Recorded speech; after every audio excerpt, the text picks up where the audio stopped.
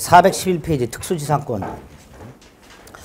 지난 시간에 지상권의 일반적인 내용들은 봤죠. 지상권이 어떤 것인지, 의, 타인 소유 토지에서 건물 따위를 소유하기 위해 그 토지를 사용하는 권리다.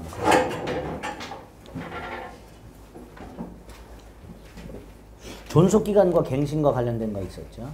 최단기간이 있고요. 갱신의 간접적 강제가 있다. 이런 것들 기억하시고. 효력과 관련해서는 특히 지상권 처분과 지상물 처분을 구별하시자. 그거 조심하시면 됩니다. 소멸과 관련해서는 특히 지상권 특이의 소멸에서는 2년 지리 연체를 이유로 하는 지상권 소멸 청구하고요. 소멸이 되었을 때 지상물을 수거해야 되는데 지상물 수거권 따위가 있다는 거. 그 정도 간단히 일반적인 내용으로 기억을 하고 계셔야 됩니다. 다음 중 지상권에 관한 설명으로 옳은 것은 틀린 것은 이렇게 나왔을 때 지난주 했던 내용 가지고 골라내시면 됩니다. 그럼 지상권은 요 특수지상권이라고 해서 3개가 있는데요. 그 중에 분묘기지권하고 관습상 법정상권 문제를 간혹 물어보는데요. 여긴 좀 많이 어렵습니다. 분묘기지권은 그나마 쉬운데요. 관습상 법정상권은 이제 판례가 나와서 굉장히 어렵습니다. 지금 이 단계에서 판례를 받다가는 멘붕이 되고요. 기본적인 것만 좀 말씀을 드리겠습니다.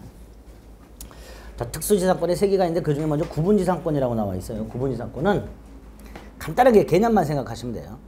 지상권이라는 게 지표까지 사용을 하죠. 건물 따위를 소유하려면 건물을 둥둥 띄워서 갖고 있을 수는 없으니까. 근데 이 구분지상권은 지표는 사용하지 않고요. 지하나 지상의 특정 공간, 지상 몇 미터부터 몇 미터, 지하 몇 미터부터 몇 미터, 이렇게 특정 공간만을 사용 수익을 목적으로 하는 지상권이 구분지상권입니다. 그래서 개념 정도 생각하시고요. 이 구분지상권은 수목 소유 목적으로는 설정할 수 없다라는 것만 조심하시면 돼요. 특히 거기 조문에 보면 289조 2라고 해서 1항에 지하 또는 지상의 공간은 상하의 범위를 정해서 건물 기타 공작물의 소유를 위하여 이렇게 돼 있죠. 예? 그 건물 기타 공작물의 소유를 위하여 요거를 건물 기타 공작물 또는 수목 요걸 살짝 집어넣어요. 건물 기타 공작물 또는 수목 또는 수목이라는 4글자를 살짝 끼워 넣어서 틀린 걸 골라라 이런 식으로 나올 수가 있습니다. 그거 조심하셔야 돼요. 수목 소유 목적으로는 못하기 때문에 건물 기타 공작물의 소유를 위하여라고만 되어 있다는 거. 건물 기타 공작물 또는 수목의 소유를 위하여. 그럼 틀린 지문이라는 거. 지금 제가 이렇게 여러분에게 말씀드려도요. 실전에서 그렇게 내면 못 찾으세요. 그 또는 수목이라는 글자가 들어가 있는 걸 찾아내질 못하세요. 그래서 어디가 틀렸는지 구별을 못하는 경우가 태반입니다. 미리 제가 이 조문이 그렇게 틀린 지문으로 나올 수 있다는 걸 말씀드렸으니까 이 조문을 읽을 때 항상 그걸 염두에 둬서 읽으시면 돼요. 아시겠죠? 그것만 조심하시면 돼요. 구분지상권은. 다른 건 필요 없습니다. 다음 페이지에 분묘기지권이라고 나와 있는데요. 이건 의하고 분묘기지권이 어떻게 성립하는가 이것만 생각을 합니다. 자, 일단 분묘기지권은 규정은 없어요. 규정은 없고 대법원이 인정하는 권리인데 개념이 어렵진 않아요. 지상권은 건물 기타 공작물 소유를 목적으로 타인 토지를 사용한다 그랬죠. 분묘기지권은 타인 토지에 분묘를 설치합니다. 그 설치한 자가 분묘 소유자가 됩니다. 이 분묘는 민법상 공작물에 해당이 돼요. 공작물. 근데 어쨌든 공작물 중에 특수공작물인데 타인 토지에 분묘를 설치하고 설치한 자가 그 분묘를 소유합니다. 분묘를 소유하면서 그 분묘에 대해서 제사, 수호, 봉사를 하기 위해서 분묘가 설치되어 있는 땅 이렇게 땅이 있고 분묘가 이렇게 설치되어 있으면 요 분묘 기저 부분 있죠. 요게 분묘 기지예요. 요게 분묘 기지입니다. 요 분묘 기지 및 주위의 공지 요거를 사용할 수 있는 관습법상 인정되는 지상권 유사의 물권을 분묘 기지권이다라고 우리 판례가 얘기를 합니다. 그래서 분묘 기지권은 목적이 건물 기타 공작물 수목 소유 목적이 아니라 분묘의 설치, 분묘의 소유, 분묘에 대한 제사, 수호, 봉사 요걸 목적으로 한다는 거. 그리고 범위는 분묘 기지 및 주위의 공지까지 미친다는 거. 자, 이런 개념을 먼저 딱 잡아주시고요. 이걸 어떻게 취득하는가? 취득하는 방법이 3가지가 있어요. 첫째가 가장 정상적인 게 토지 소유자의 승낙을 받아서 분묘를 설치하는 경우. 이게 가장 정상적입니다. 토지 소유자의 승낙을 받아 분묘를 설치. 두 번째가 좀 황당해요. 남의 땅에 무단으로 설치하고 20년 지나. 그럼 분묘기지권을 시효 취득합니다. 간단해. 뭐 그런 경우가 있나 생각하지 마시고 우리 판례가 그렇게 얘기합니다. 이건 조심하실게요. 타인 토지에 분묘를 설치하고 20년이 지나면 가끔 분묘 기지의 소유권을 시효 취득한다 이렇게 나와요. 그럼 틀려요. 분묘 기지의 소유권을 시효 취득하는 게 아니라 분묘 기지권을 시효취득합니다. 이 문제를 그렇게 야비하게 내요. 다 알아요. 20년간 남의 땅에 분묘를 설치하고 20년 지나면 뭘 취득하는 건 아는데 무엇을 취득하느냐? 살짝 분묘 기지의 소유권을 시효취득한다. 요 딱으로 냅니다. 출제를. 그거 조심하시면 돼요. 분묘 기지 소유권을 시효취득하는 게 아니라 분묘 기지권을 시효취득한다는 거. 이게 두 번째 방법이고요. 제일 황당한 게 자기 땅에 분묘를 설치해. 갑이요. 조상이 돌아가셨어. 그래서 분묘를 설치해요. 갑이. 그러면 요 분묘는 갑소유예요. 그러면 갑소유 땅, 갑소유 분묘 이렇게 됩니다. 이 상태에서 땅만 팔아요. 얘가. 그러면 토지와 분묘의 소유자가 같았다가 달라졌죠. 이럴 때 얘가 분묘기지권을 취득해요. 그래서 혹시라도 시골에 있는 임야 같은 걸 현장에 가보지 않고 구입하신 분들은 잔금 치르기 전에 반드시 한번 가보셔야 돼. 묘지가 있으면 이거 뭐냐 이장해라. 특약에다 넣어야 돼. 만약에 안 넣었어. 돈 잔금 다 치르고 이전 등기까지 받았어. 갔어. 묘지가 우글우글 있어. 갑한테 따져봐야 소용없습니다. 갑에게 뭐가 인정돼? 분묘 기지권. 세 가지 방법을 통해서 분묘 기지권을 취득할 수 있다라고 얘기를 합니다. 그렇게 확인하시고. 공시방법은 등기가 아니라 봉분 형태가 공시방법입니다. 따라서 그 둘째 밑에 보면 암장이나 평장이라고 돼 있죠. 분묘 기지권 인정될 리가 없어요. 평장, 암장, 또 화장에서 뼈가루 뿌리는 자연장, 수목장 이런 것들도 분묘 기지권이 인정될 리가 없습니다. 오른쪽에 존속기간이라고 돼 있는데 민법상 존속기간 규정이 적용이 안 돼요. 민법상 존속기간 규정을 적용하면 공작물이기 때문에 5년밖에 안 돼요. 우리 판례는 이렇게 말합니다. 분묘에 대한 제사, 수호, 봉사가 계속하는 한 분묘 기지권은 존속한다. 한 번 인정되면 1000년, 만년 갈 수도 있어요. 그래서 존속기간 조심해 주시고. 지료지급. 아까 시효취득이 있었죠? 예? 그거는 지료지급 의무가 없다. 이게 판례예요. 그거 하나만 기억하시면 돼요. 나머지는 뭐 지료를 지급해야 된다 말아야 된다 학자들끼리 다투고 있는데 다 필요 없고 분묘기지권의 시효취득의 경우에는 지료지급 의무가 없다. 그것만 조심해 주시면 돼요. 됐죠? 자, 관습상 법정사건이 나왔는데 요거 개념만 잡습니다. 관습상 법정사건이란 토지와 건물이 일단 존재하고 동일한 소유자인 상태에서 법정사건이라는 건 항상 출발이 이렇게 출발한다 그랬어요. 토지와 건물이 존재하고 소유자가 동일한 상태에서 매매 기타 원인을 통해서 매매 또는 기타 원인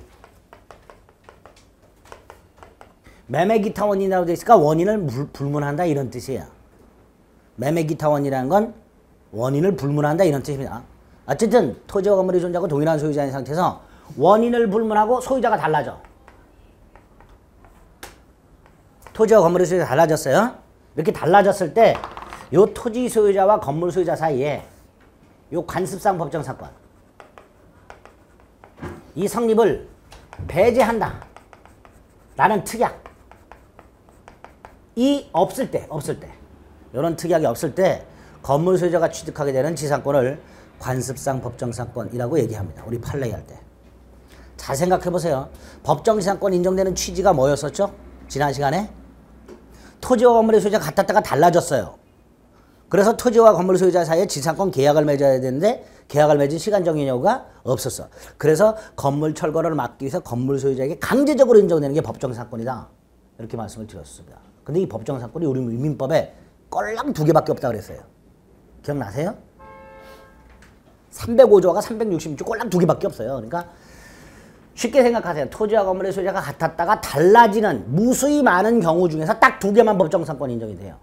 그럼 나머지 것들은 다 건물이 철거되는 그런 문제가 생겨요. 그래서 우리 판례가 광범위하게 법정사건을 인정하고 있는데 그게 바로 관습상 법정사건이에요. 근데 이걸 인정하다 보니까 너무 많이 인정을 해줘요. 왜? 토지와 건물의 소유가 같았다가 이런 이유로 달라지기만 하면 인정이 되잖아요. 그렇죠?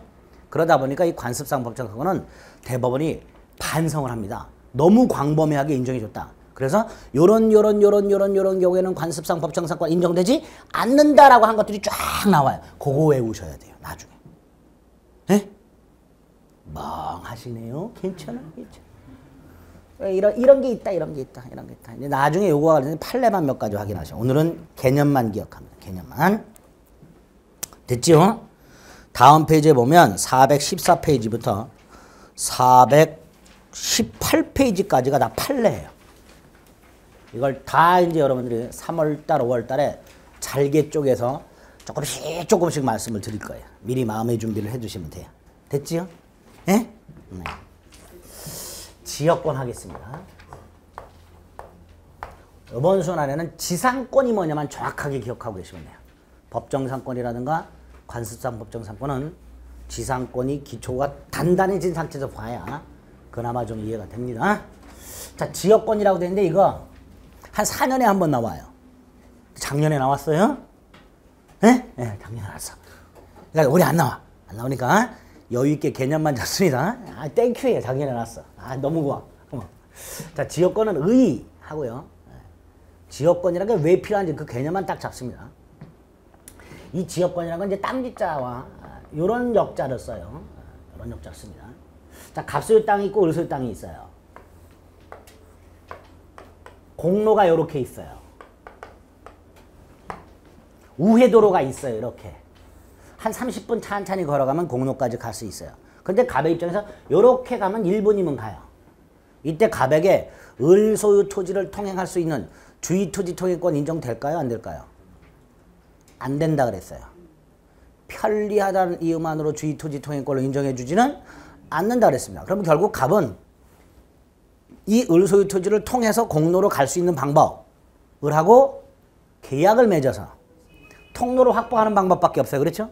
그래서 갑이 을을 찾아가서 야, 내가 통행료를 줄 테니까 네 땅을 좀 통행하자. 그래서 을의 승낙을 받아서 통로를 확보했어. 그럴 수 있죠? 자, 여러분 통로가 확보된 상태. 자, 이런 경우. 또 하나는 갑이 밭에서 경작을 하는데 물이 안 나와. 여기는. 근데 을소유 땅은 빨대만 꽂으면 물이 콸콸 나와. 그래서 안 되겠다. 을과 계약을 맺고 여기다가 펌프를 설치를 해. 이때 이 펌프는 항상 한일 자동 펌프여야 돼. 그래야 물 걱정이 없어요. 그 한일 자동 펌프로 설치해서 물을 끌어와. 이때 갑이 위에 거 아래 거 모두 다 을 토지로부터 편리함을 제공받고 있죠. 편리함. 공로로 1분 내에 갈 수 있는 편리함. 물이라는 편리함을 제공받고 있어요. 그렇죠? 그 편리함을 편익이라고 해요. 편익. 이 편익을 한자로 역이라고 써요. 법에서는. 이렇게 갑이 을소유 토지로부터 편익을 제공받고 있죠. 위에 거 아래 거 모두 다. 근데 가만히 들여다보면 갑이 편익을 받는 게 아니라 갑의 땅이 편익을 받고 있어요. 물 끌어오는 거 한번 보세요. 갑이 을소유 땅으로부터 물을 끌어다가 자기 몸을 씻어요? 땅에 들이워요? 예? 땅에 들이웠죠. 자, 그 다음에 이 통로 보세요. 갑만 통행할 수 있어요? 갑의 부인, 갑의 아이들, 친인척, 배달하시는 분 다 통행할 수 있어요. 다. 그럼 결국 이 물도 갑을 위한 물이 아니고 이 통행로도 갑을 위한 통행로가 아니라 갑소유 땅을 위한 물, 갑소유 땅을 위한 통행로가 되는 거예요. 그렇죠? 그럼 결국 갑이 아니라 갑의 토지가 타인 토지로부터 일정한 편익을 제공받고 있어요. 이걸 지역권이라고 합니다. 지역권을 갖는 것은 사람이 가져요. 갑이 지역권자야. 근데 이 갑이 갖는 지역권은 갑을 위한 게 아니라 갑의 토지를 위한 거예요. 그래서 지역권의 개념 자체가 일정한 목적을 위해서 타인 토지를 자기의 편익 이렇게 나오면 틀려요. 예? 거기에 보면 자기의 토지의 편익에 이렇게 나와 있어요. 419페이지 맨 위에서 두 번째 줄 개념에 보면 타인 토지를 자기의 토지의 편익에라고 되어 있습니다. 요거를 타인 토지를 자기의 편익에 이렇게 나면 틀려요. 옛날에는 문제가 마지막을 있다 없다를 바꾸는 촌스러운 형태로 많이 나왔어요. 요새는 그렇게 안 돼요. 가운데를 살짝 뭘 집어넣거나 뭘 빼거나 이렇게 내요. 그래서 지문을 찾아내기가 훨씬 어려워졌어요. 근데 어쨌든 가만히 보면 그런 것들, 이런 것들을 살짝 눈을 현혹시킨단 말이에요. 타인 토지를 자기의 편익이 아닌 자기 토지의 편익에 이용하는 권리를 말하게 됩니다. 물 끌어오는 게 인수지역권, 용수지역권, 통행로를 이용하는 게 통행지역권 뭐 이렇게 됩니다. 자, 몇 가지 특징을 한번 생각해 볼게요. 토지와 토지와의 관계죠. 이때 편익을 제공받는 토지를 요역지라고 하고요. 제공하는 토지를 승역지라고 하는데 잘 보세요. 요역지는 일필토지 전부죠. 그러나 승역지는 일필도지 전부일 필요가 없죠. 그래서 요역지는 일필도지 전부, 승역지는 일필도지 전부 또는 일부 이렇게. 두 번째, 요역지와 승역지가 반드시 짝 인접해 있어야 될까요? 아니에요. 만약에 을소유 땅에도 물이 안 나와. 그럼 옆에서 길어올 수도 있어요. 물을. 그러면 요역지와 승역지가 반드시 인접할 필요가 없다. 이런 것들이 특징. 오늘 다 시험 문제 나왔던 것들이. 요역지와 승역지는 인접할 필요가 없다. 결국 지역권이란 요역지라는 땅을 위한 권리입니다. 그렇죠? 지료지급 같은 건 규정이 없어요. 유무상을 묻지 않습니다. 그래서 의하고요. 양가로 이번에 객체가 있습니다. 요역지와 승역지가 있고요. 요역지는 반드시 일필토지 전부여야 한다. 승역지는 일부여도 무방하다. 유무상을 불문한다. 이렇게 됩니다. 자, 이때 지역권을 가만히 보세요. 통행로 같은 거 보세요. 갑이 통행지역권을 갖고 있다. 통행을 하고 있겠죠? 통행만 할 뿐 이 땅을 을의 점유를 배제한 채 갑이 독점적으로 점유하지 않아요. 갑이 통행을 안 할 때는 을도 이 땅을 사용을 해요. 그래서 지역권은 첫 번째 특징이 승역지를 점유하지 않는다. 그래서 승역지를 지역권자뿐만 아니라 승역지 소유자도 사용할 수가 있습니다. 지역권 행사를 방해하지 않는 범위 내에서. 그래서 지역권은 비배타성, 비독점성, 공용적 성격이 있다. 일단 이렇게 얘기해요. 그게 첫 번째 특징이에요. 두 번째로 지역권은 요역지를 위한 권리라 그랬어요. 그렇죠? 그러니까 당연히 요역지와 운명을 같이 해야 돼요. 이 요역지와 운명을 같이 하는 성질이 두 개가 있어. 부종성과 수반성이라는 두 가지 성질이 있습니다. 밑에 박스를 보면 292조 제목이 부종성이라고 되어 있죠. 1항에 보면 지역권은 요역지 소유권의 종된 권리다. 다른 역정이 없으면 요역지 소유권이 이전되면 지역권도 당연히 이전된다. 이렇게 되어 있죠. 요게 수반성이에요. 원래 292조 1항은 이렇게 되어 있어요. 여기 보세요. 지역권은 요역지 소유권에 부종하여 이전한다. 이렇게 되어 있어요. 요역지 소유권에 부종하여 이전한다는 건 요역지 소유권에 딱 붙어서 함께 이전한다 이런 뜻이에요. 이게 수반성입니다. 그 구체적인 의미는 이런 거예요. 갑이 요역지를 팔아 병한테. 그래서 소유권 이전 등기를 해줘. 그럼 얘가 소유권을 취득하죠. 네? 등기를 이전해주면 소유권 취득할 거 아니에요. 소유권 이전됐죠. 그럼 지역권은 이전 등기 없이 이전한다. 이게 수반성이에요. 292조 1항에서 지역권은 요역지 소유권에 부종하여 이전한다. 이렇게 돼 있어요. 그 의미는 요역지 소유권이 이전되면 지역권도 당연히 함께 이전된다는 의미고, 요역지 소유권은 언제 이전돼요? 이전 등기 한때 이전되죠. 그래서 요역지 소유권을 이전 등기를 하게 되면 지역권은 따로 이전 등기할 필요 없이 이전됩니다. 이게 수반성이에요. 근데 그건 임의 규정입니다. 병이 이렇게 말해. 아, 나는 30분 동안 건강을 위해서 우회도로를 통해서 다닐 거야. 지역권 필요 없어. 난 지역권은 인수 안 할래. 할 수 있어요, 병이. 따라서 수반성은 꼭 지키지는 않아도 되는 임의 규정입니다. 임의 규정. 반면에 동그라미 2번.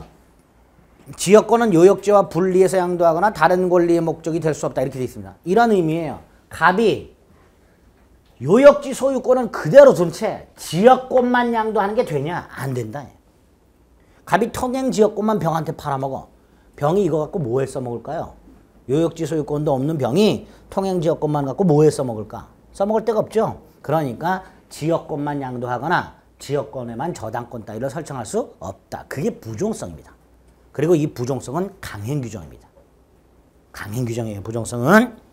그렇게 특징을 좀 기억하시고 한 장을 넘기면 불가분성이라는 게 있어요. 자, 요거까지만 보고 이제 전세권으로 갈 거예요. 불가분성은 이런 뜻이에요. 요역지나 승역지가 수인의 공유인 경우가 있을 수 있어요. 그렇죠? 우리 공유 봤죠? 네? 그 중에 요역지가 수인의 공유를 예를 들어서 요역지가 수인의 공유, 갑과 병이 공유하는 요역지가 있고 을 소유 승역지가 있다. 이럴 때 불가분성의 가장 원칙적인 내용이 그 295조 동그라미 1번에 있는 게 가장 원칙적인 내용이에요. 박스 안에 295조라고 돼 있죠. 거기 동그라미 1항에 보면 공유자 중 한 사람이 지역권을 취득하면 다른 공유자도 지역권을 취득한다. 이걸 취득의 불가분성이라고 해요. 뭐의 불가분성? 취득의 불가분성. 그런데 우리 민법이 이건 규정이 없어요. 어느 1인의 지역권이 소멸하면 다른 공유자의 지역권도 소멸한다. 이건 없어. 어느 1인이 지역권을 취득하면 다른 공유자도 지역권을 취득한다. 라는 취득의 불가분성을 규정을 두고는 있는데 반대의 경우 어느 1인의 지역권이 소멸하면 다른 공유자의 지역권도 소멸한다. 라는 소멸의 불가분성은 규정이 없어요. 그럼 생각을 해봐. 왜 없을까라고 생각을 해. 아하, 소멸의 불가분성은 인정하지 않겠다. 그래서 일부러 규정을 안 둔 거다. 이렇게 해석을 해. 그럼 이렇게 됩니다. 어느 1인이 지역권을 취득하면 다른 공유자도 지역권을 취득한다. 그러나 어느 1인의 지역권이 소멸했다 하더라도 다른 공유자의 지역권을 소멸하지 않는다. 이렇게 해석을 하게 돼요. 해석을. 그럼 결과적으로 이렇게 됩니다. 예를 들어서 이 병이 자기는 건강을 생각해서 지역권을 포기하고 우회도로로 가겠대. 지역권을 포기했어요. 그럼 지역권 소멸하죠. 근데 얘는 소멸하지 않아요. 소멸하지 않으니까 얘도 소멸하지 않아. 그럼 병은 무슨 짓을 한 거예요? 뻘짓을 한 거죠. 그래 안 그래요? 잘 생각해. 뻘짓한 거예요. 얘가 지역권을 소멸시켜 봐야 갑이 지역권을 소멸하지 않으니까 자기 것도 소멸하지 않아요. 그러니까 병은 자기의 지역권을 소멸시킬 수가 없어. 근데 만약에 했어. 그거 뻘짓이란 거예요. 그거 하지 말라고 규정이 돼 있어요. 위에 293조 동그라미 1항. 공유자 중 1인은 자기 지분에 관해서 지역권을 소멸하게 하지 못한다. 품위 있게 써있지만 뻘짓하지 말라는 얘기예요. 예? 불가분성에 관한 가장 기본적인 내용이 이 두 개입니다. 이게 다 지역권이 요역지와 운명을 같이 해야 되기 때문에 이런 지문들이 나오게 돼요. 조문. 그래서 오늘 지역권의 개념과 특징, 비배타성, 비독점성, 공용적 성격, 부종성, 수반성, 불가분성 이런 개념을 머릿속에 딱 넣어두시면 돼요. 됐죠? 됐다고 하세요? 네. 그리고 나서 하나를 봐야 되는데 423페이지로 가면 423페이지 제5절에 보면 인여권이라고 되어 있습니다. 그렇게 되어 있죠? 지우시고 특수지역권이라고 바꾸세요.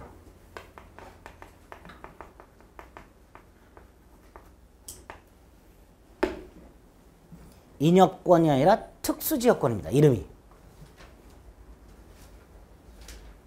이게 뭐냐? 우리 아주 오랜 옛날부터 아주 오랜 옛날부터 삼국시대 그 이전부터 고조선시대 그 이전부터 땔감이 필요하면 뒷동산 가가지고 뒷산 가서 땔감 해왔죠. 약초 캐고 뭐 이렇게 뭐 채소 이렇게 해왔죠. 그걸 권리로 인정한 게 이거예요. 어느 지역의 주민이 집합체의 관계로 각자가 타인 토지로부터 초목, 토사, 야생물 채취, 방목 따위를 하여 수익을 하는 권리.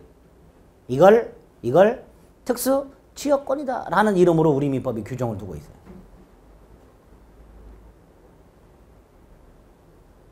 근데 이거 잘 들여다보면 어느 지역의 주민이 타인 토지로부터 이익을 얻고 있죠. 그렇죠? 아까 지역권은 내 땅이 남의 땅으로부터 이익을 얻었어요. 그게 지역권이에요. 근데 이거는 어느 지역의 주민이라는 사람이 이익을 얻고 있어요. 결국 이름은 특수지역권이지만 인여권의 성질이 있다라고 얘기를 하는 거예요. 인여권의 성질이 있는 것이지 인여권이라고 불러서는 안 돼요. 민법상 이름은 특수지역권입니다. 특수지역권. 단 인여권의 성질이 있는 거예요. 근데 우리 민법상 인여권이란 건 없어요. 아예 권리가. 그래서 이름을 특수지역권이라고 붙여놨습니다.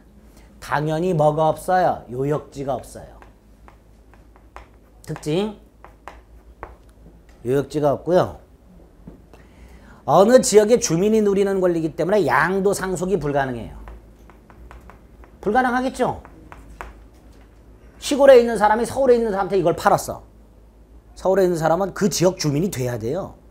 양도 상속이 불가능해. 그 다음에 이거 아주 오래전부터 인정되어 왔던 거다. 그랬죠? 그러니까 지역적 관습이 우선해서 적용합니다. 뭐가 우선한다고요? 관습이 우선. 관습이 없을 때 민법상 지역권 규정을 갖다 끌어다 씁니다. 근데 만약에 지역적 관습이 우선한다. 그러면 그 관습이 우선 적용됩니다. 이런 것들을 특수 지역권이다라고 부릅니다.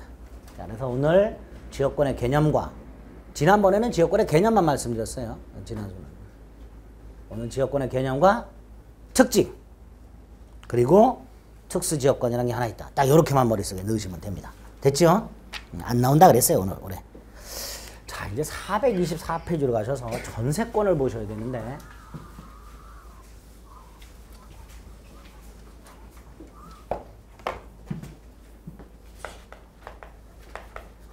요것도 한 문제가 꼭 나옵니다. 한 문제가 꼭 나오는데 의 특징이 있고요. 취득이 나올 거예요. 취득이란 건 이제 법률 행위에 의한 취득과 법률 규정에 의한 취득 두 가지 방법이 있을 거예요. 지금까지 늘 그래왔죠? 취득은 두 가지 방법. 법률 행위에 의한 취득과 법률 규정에 의한 취득. 그 중에 전세권은 법률 행위에 의한 취득이 핵심입니다. 존속기간 및 갱신이 나와요. 여기는 지역권에는 다행스럽게도 존속기간과 갱신 규정이 없어요. 그래서 말씀을 안 드렸는데 전세권에는 존속기간 및 갱신이 있어요. 네 번째로 효력이 나옵니다. 다섯 번째로 이제 소멸이 나와요.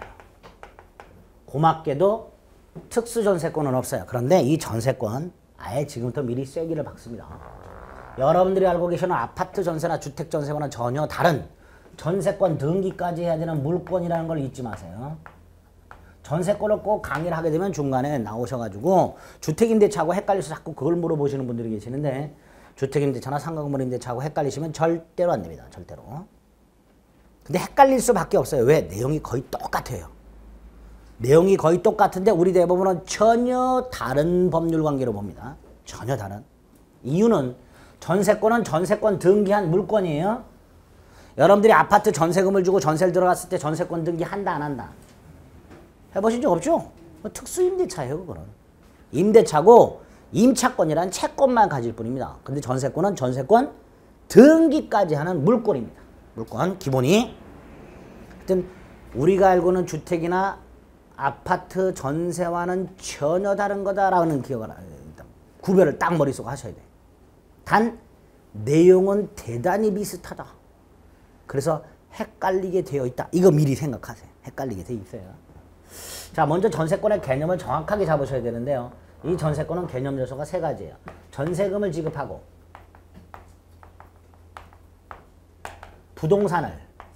부동산이니까 토지 또는 건물이겠죠. 이걸 용도에 따라 사용 수익을 합니다.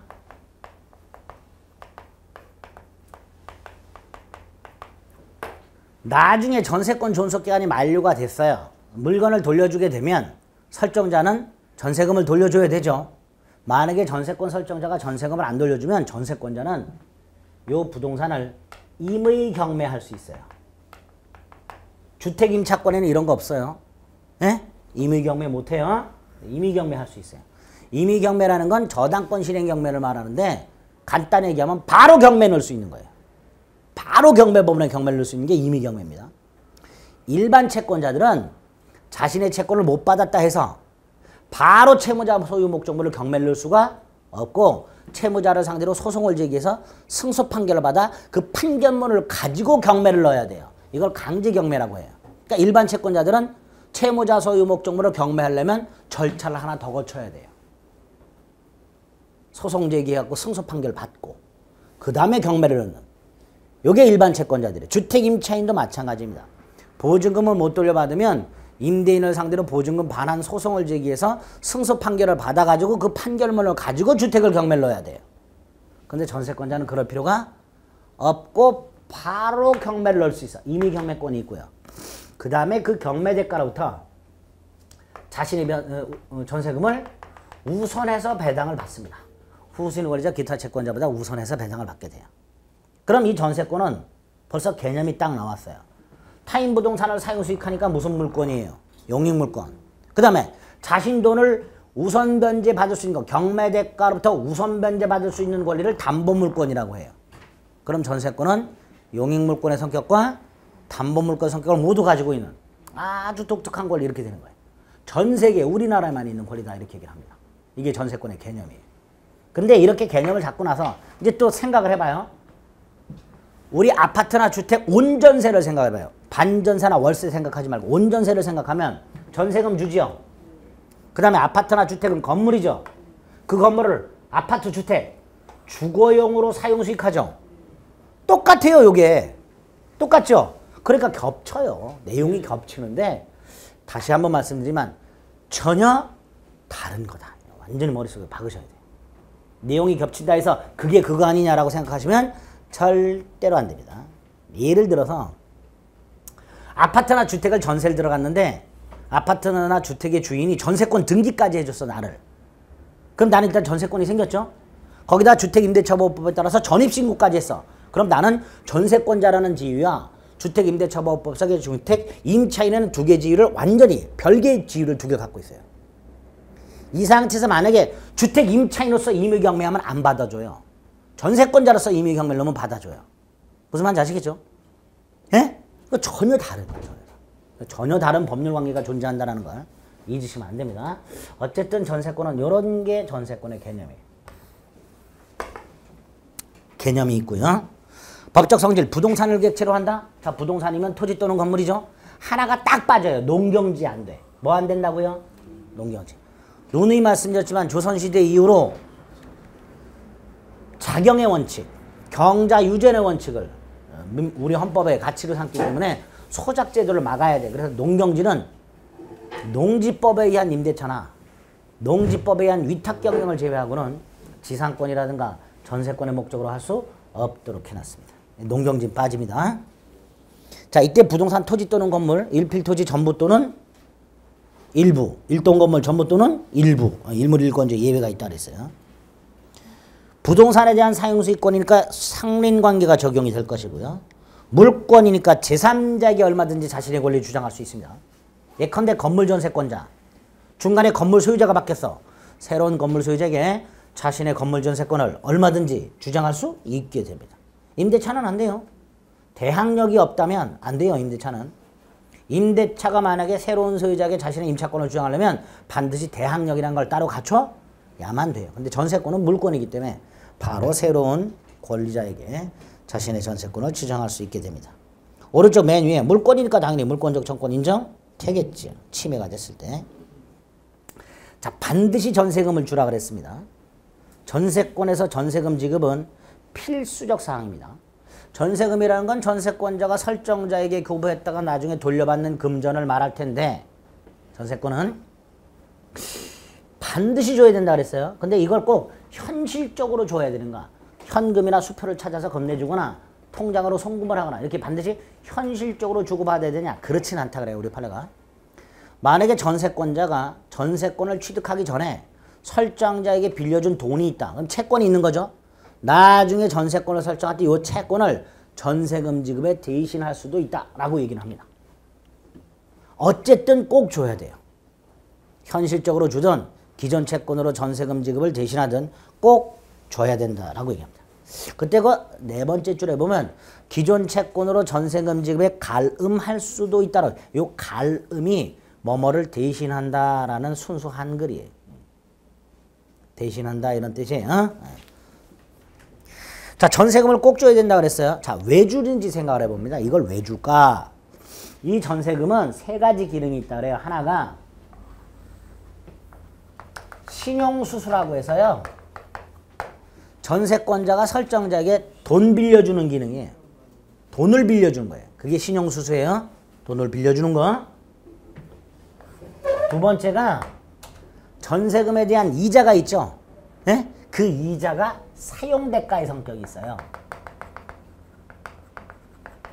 전세금에 대한 이자가 사용대가니까 당연히 전세권자는 별도로 사용대가를 지급한다 안 한다? 안 합니다. 그래서 전세권에는 사용대가에 관한 규정 자체가 아예 없어요. 지상권에는 있었죠. 치료. 뭐 2년 이상 연체하면 어쩌고 저쩌고 그런 거 있었잖아. 전세권에는 없어요. 이자 자체가 무슨 성격이 있다? 사용대가. 따라서 전세권자와 설정자가 따로 사용대가 지급 약정을 한다 안 한다? 안 합니다. 절대로. 이자가 사용대가의 성격. 마지막이 전세권자가 목적물로 사용수익하죠. 남의 목적물 쓰는 거죠. 쓰다가 전세권자 잘못으로 멸실되거나 훼손됐어요. 손해배상해야 되죠. 예? 그 손해배상을 나중에 전세금에서 깝니다. 그럼 결국 전세금은 손해배상을 충당하는 기능이 있죠. 요걸 보증금이라고 부릅니다. 법에서는. 뭐라고 부른다고요? 보증금. 보증금은 익히 아는 단어죠. 많이 들어보셨고 많이 쓰셨죠. 이 보증금이 다른 게 아니에요. 법적으로는 손해배상 충당금이 보증금이에요.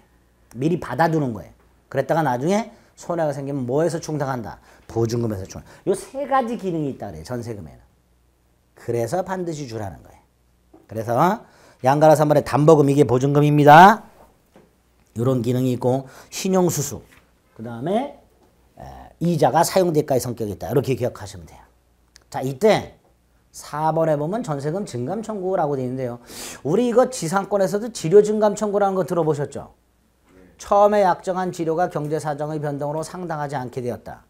땅값이 폭락함으로써 치료가 너무 비싸졌다.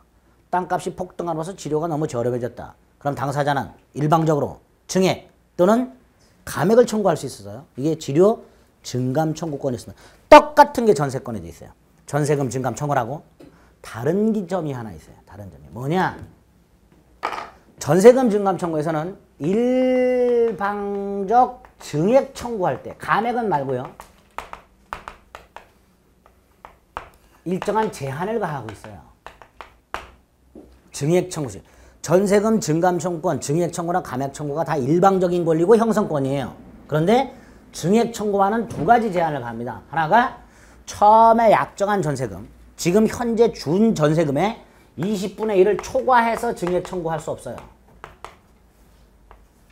약정 전세금의 20분의 1을 초과해서 증액 청구할 수 없고요. 또 하나가 계약을 하거나 증액을 한 후 1년 내에 재증액 청구를 못하도록 해놨어요. 이런 제한을 가하고 있습니다. 치료 증감 청구에는 이런 게 없어요. 근데 전세금 증감 청구에는 증액 청구 시 이런 제한이 있습니다. 두 가지를 조심하세요. 하나는 일방적으로 증액을 청구할 때만 제한입니다. 합의로 증액을 할 때는 이런 제한이 없습니다. 합의로 증액을 할 때는. 두 번째로 똑같은 게 주택임대차에 있어요. 똑같은 게 어디 있다고요? 주택임대차. 거기에는 전세금이라고 안 돼 있고 차임 또는 보증금이라고 돼 있어요. 에? 에? 근데 어쨌든 구조는 똑같이 돼 있습니다. 주택임대차에 가면. 그 두 가지를 일단 전세금 증감 청구에서 조심을 일단 해 주십니다. 아, 이런 게 있구나, 전세금에는. 다음 페이지 보니까 뭐 써 있지요. 20분의 1 초과하지 못하면 1년 내는 못한다.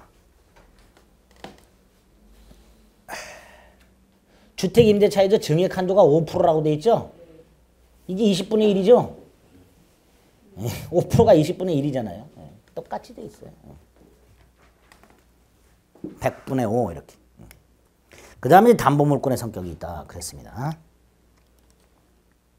자, 여기까지가 전세권의 특징이다라고 정확하게 좀 특징을 기억해 주세요. 근데 아무리 특징을 보더라도 뭐 주택임대차하고 별반 다른 건 없죠. 다른 건 없어요. 일단 별도의 권리다.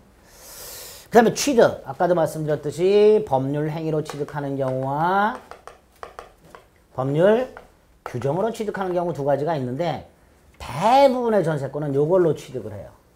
자, 법률 행위로 취득한다는 건 뭐죠?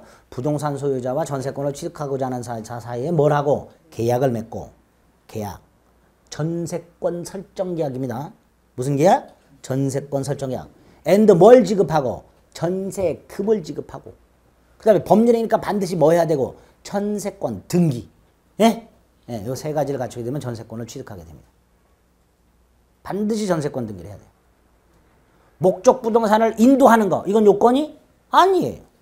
계약, 전세금 지급, 전세권 등기. 이 세 가지만 있게 되면 설령 설정자가 부동산을 아직 전세권자에게 인도하지 않았다 하더라도 전세권자는 전세권을 취득한다. 이렇게 됩니다.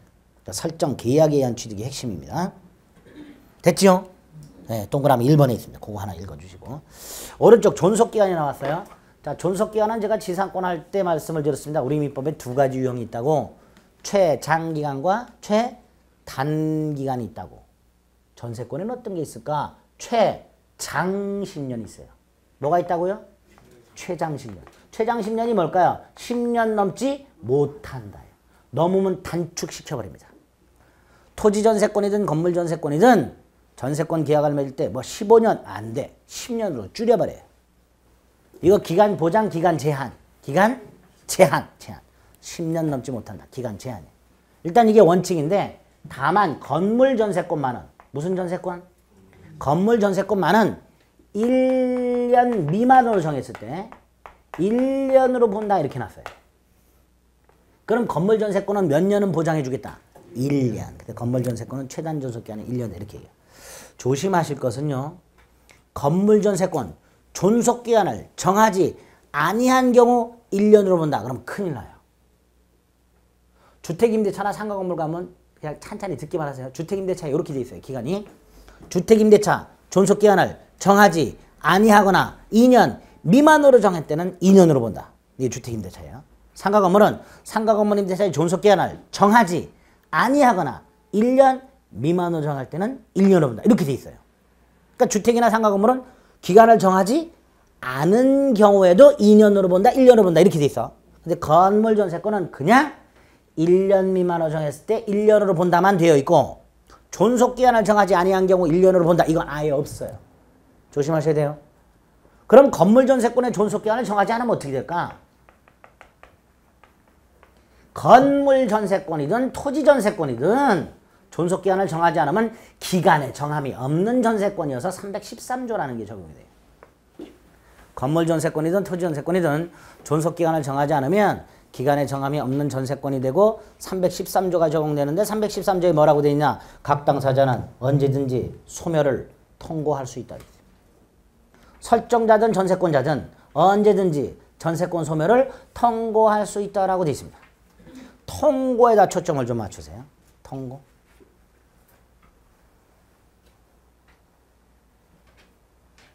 밑으로 쭉 내려가 보세요. 양가로 3번. 소멸을 통고할 수 있다고 되어 있습니다. 전세권 소멸에 두 개가 있어요. 소멸 청구가 있고 소멸 통고가 있습니다. 소멸 청구는 소멸의 의사표시가 상대방한테 도달하면 바로 소멸해요. 근데 소멸 통고는 바로 소멸하지 않고 6개월이 지나야 돼. 통고를 받은 날로부터 6개월이 경과함으로써 소멸한다 라고 되어 있습니다. 그걸 기억하시죠. 설정자가 소멸 통고하든 전세권자가 소멸 통고하든 6개월이 경과함으로써 전세권 소멸하되 이때 말소 등기 불요. 전세권 말소 등기 필요 있다 없다? 없다. 6월이 경과함으로써 전세권 말소 등기할 필요 없이 전세권은 소멸한다 라고 해석을 합니다.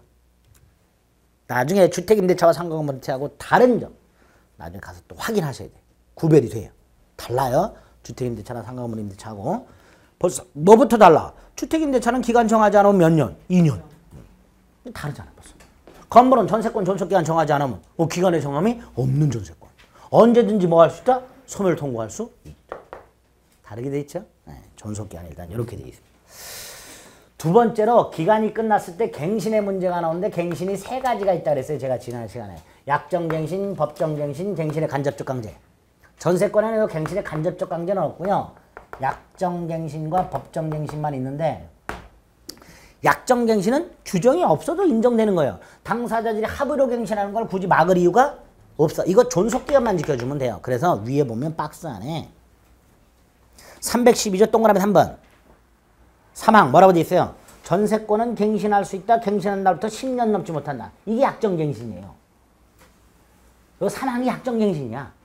합의로 갱신할 수 있는데 몇 년 넘지 못한다. 10년. 최장만 지켜달라는 거예요. 또 하나가 4. 동그라미 4. 법정갱신하고 하나 있어요. 요것도 건물전세권에만 있어요. 어디에만? 건물전세권에만. 민법상 전세권이 토지전세권과 건물전세권 두 개가 있는데 건물전세권만을 위한 조문이 두 개가 일단 있다. 최단기간 1년 보장과 법정갱신 두 개가 있어요. 자, 요 법정갱신 요건을 머릿속에 좀 박으셔야 돼. 여기 보세요. 건물전세권의 존속기간이 만료 되기 전 6월부터 1월까지 요 사이에 설정자가 전세권자에게 갱신을 거절하겠다라는 통지 또는 조건을 변경하지 않으면 갱신하지 않겠다라는 통지, 그 통지를 하지 않았을 때 법정갱신이 돼요. 통제하지 않았을 때 그러면 뒤집어서 요 사이에 설정자가 전세권자에게 통지를 하면 법정갱신을 막을 수 있다 이렇게 되겠죠. 그렇죠? 그러면 건물 소유자 입장에서 건물 전세권 설정자 입장에서 기간이 딱 끝났을 때 전세권자를 내보내고 싶어. 그러려면 약정갱신을 해줄 리는 없고 법정갱신을 막아야 되겠죠. 막으려면 어떻게 해야 돼요? 반드시 요 사이에 통지해줘야 돼. 반드시. 나가라. 만약에 설정자가 7개월쯤 남았을 때 나가라 그랬어요. 근데 요 사이에는 해외여행 가느라고 못해서 돌아와서 한 20일쯤 남았을 때 또 나가라 그랬어. 법정갱신 된다 안 된다? 된다 말이죠. 요 사이 안 했으니까. 예? 요 사이 안 했다 그랬잖아요 제가. 그럼 요 사이에 통지를 안 했고 다른 기간에 10,000번을 통지했다 하더라도 법정갱신은 된다 말이죠. 헷갈려요? 네, 헷갈려. 이걸 정확하게 이해를 하고 계셔야 돼요. 왜? 주택임대 차이도 똑같이 돼 있어요. 주택임대 차이. 주택임대차 법정갱신도 똑같이 돼 있어요. 그러니까 여러분들이 요거는 나중에 주택임대차나 이런 데 써먹을 수 있어야 돼요. 그러니까 이해해야 돼요. 법정갱신은 요 사이에 통지하지 않았을 때 법정갱신 된다고 되어 있기 때문에 법정갱신을 막으려면 반드시 요 사이에 뭐 해야 된다? 통지해야 된다. 이렇게 기억하시면 돼요. 이렇게 법정갱신이 되면 다른 조건은 그 전 전세권하고 똑같아. 똑같은데 기간만은 정함이 없는 걸로 돼요. 그러니까 기간만은 정함이 없는 걸로 되니까 다시 몇 조가 적용돼? 313조. 당사자는 언제든지 소멸을 통고할 수 있다. 됐죠? 그게 312조 1항부터 4항 313조에 관한 내용입니다. 존속기한 및 갱신. 반드시 기억을 해두셔야 될 내용이에요. 아시겠죠? 오늘 전세권에서는 요것만 철저하게 봐주시면 돼요. 그래야 나중에 주택임대차나 상가건물임대차하고 헷갈리지 않습니다. 됐죠? 네, 자, 세 번째 존속기한과 갱신까지 보셨습니다. 나머지는 잠시 쉬었다가 조금만 체크하겠습니다.